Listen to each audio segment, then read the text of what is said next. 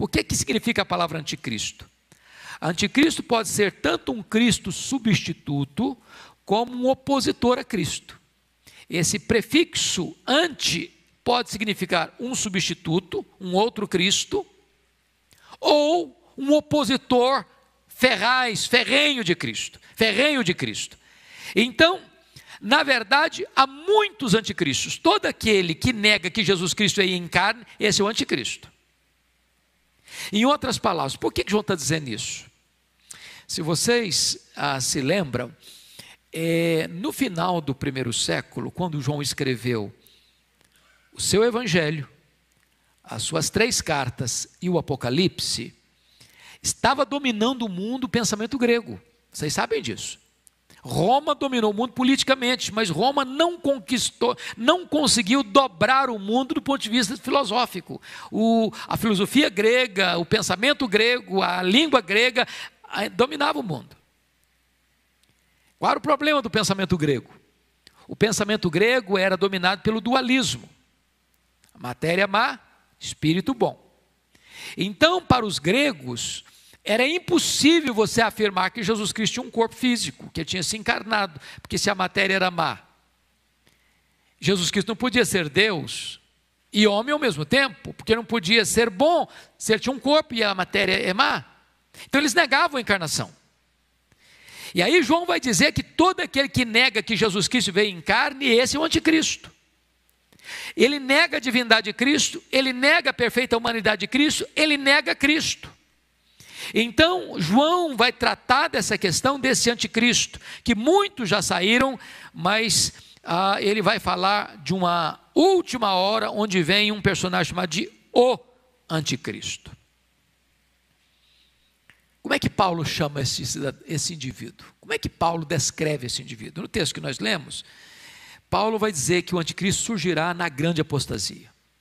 Você acha que está tendo apostasia hoje? Você já poderia caracterizar o mundo hoje como um período de apostasia? Pense comigo.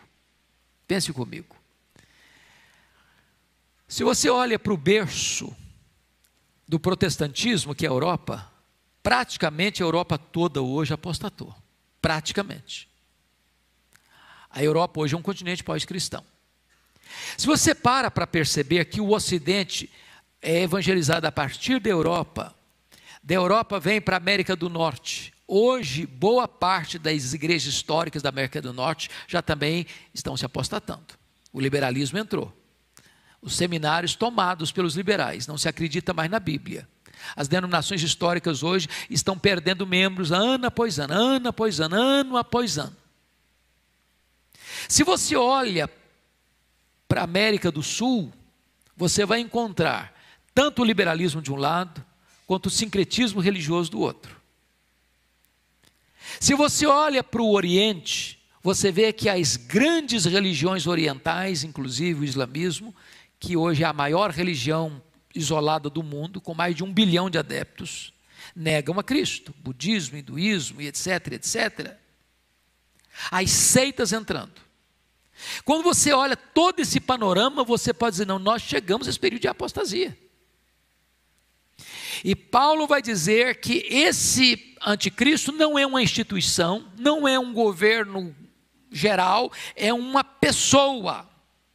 E diz o versículo 4 que ele vai ser objeto de adoração, que ele vai se assentar na casa de Deus como se fosse Deus, exigindo adoração como se fosse o próprio Deus. A Bíblia diz que vai se fazer milagres de mentira, e é por isso que ele vai seduzir.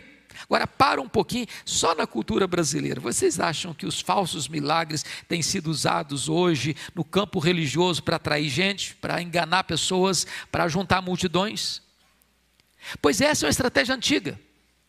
Essa vai ser a estratégia do anticristo. Ele vai realizar milagres, até fogo do céu vai cair. Para quê? Para seduzir as pessoas com poder sobrenatural. E então diz a Bíblia que ele só pode ser revelado depois que aquilo e aquele que o detém for removido, versículos 6 e 7, 2 Tessalonicenses, mas aí fica uma coisa complexa de você entender, e eu hoje não estou com muita preocupação de pregar um sermão como se fosse um sermão, mas quero mais dar uma aula, porque esse assunto é complexo, e é preciso que a gente examine devagar com vocês. Então veja bem, o que Paulo está querendo dizer com isso? Lá em 2 Tessalonicenses capítulo 2, preste atenção lá comigo. Versículo de número 6, ele diz assim: e agora sabeis o que o detém. Mas no verso 7, ele muda a figura e diz o seguinte: com efeito o mistério da iniquidade opera e aguarda somente que seja afastado aquele que agora o detém. Então ele diz de o que o detém e aquele que o detém. Pergunta: o que detém o anticristo? Quem é aquele que hoje está detendo o anticristo? Por que ele não se manifestou ainda? Então vamos parar um pouquinho para pensar. Ele vai ser o homem da iniquidade. O que é iniquidade? Anomia, o homem sem lei. Então, a maioria dos estudiosos entende que o detém é a lei. Você vive no Brasil, o que nós temos no Brasil? Uma Constituição, não é isso? Nós somos regidos por essa Constituição. Tem normas, tem regras, tem leis, tem parâmetros. Se um governante quebrar, ele se torna culpado. Se um cidadão comum quebrar, ele se torna culpado. Ele vai ser julgado de acordo com os parâmetros, com as leis prescritas ali. E o que é aquele que o detém? É o governo institucionalizado. Não importa o regime de governo. Existe um governo, existe norma, existe lei, existe parâmetros. O que o texto está dizendo é que quando o anticristo vier, ele vem como um líder mundial. E ele entra exatamente nesse veio do relativismo, ele entra exatamente nesse veio onde as pessoas não querem regras, não querem normas, não querem leis, não querem parâmetros, não querem absolutos. E ele chega exatamente nessa conjuntura para oferecer ao mundo que está caótico um tempo de paz e prosperidade. E o historiador Arnold Toynbee diz que o mundo já está preparado para qualquer líder mundial que oferecer para ele prosperidade e paz. O cenário está pronto. Então, dito isso, meus irmãos, é preciso ainda dizer o seguinte, que esse anticristo vai ser derrotado fragorosamente, com o sopro da boca do Senhor Jesus Cristo, na sua manifestação, na sua gloriosa vinda. Então, assim como nós estudamos na segunda-feira passada, que o dragão foi derrotado no céu e na terra, também o anticristo será derrotado diretamente pelo Senhor Jesus. Preste atenção, a derrota do anticristo não vai ser pela igreja. Quem vai derrotar o anticristo é o Senhor Jesus. Nós vamos vencê-lo no sentido de que nós venceremos o dragão pelo sangue do cordeiro e pela palavra do testemunho, mas ele vai ser liquidado quando Jesus vier na sua glória e vai matá-lo com o sopro da sua boca. E o que vai acontecer? Apocalipse 19:20 diz que ele vai ser lançado no lago do fogo.